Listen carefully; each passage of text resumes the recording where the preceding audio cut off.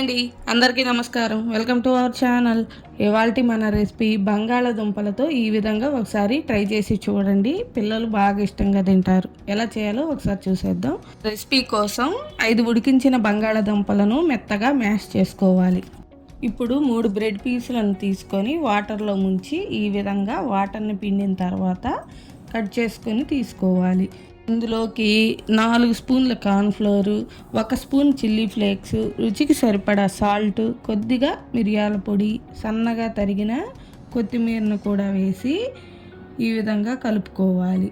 Oil వేడయ్యాక చిన్న చిన్న బాల్స్ లాగా వేసుకొని మీడియం ఫ్లేమ్ మీద ఈ విధంగా గోల్డెన్ కలర్ వచ్చే వరకు ఫ్రై చేసుకోవాలి. అంతేనండి. మీరు ట్రై చేసి ఎలా వచ్చిందో కామెంట్ చేయండి. అలాగే ఈ వీడియో మీకు నచ్చినట్లయితే లైక్ చేసి షేర్ చేయండి.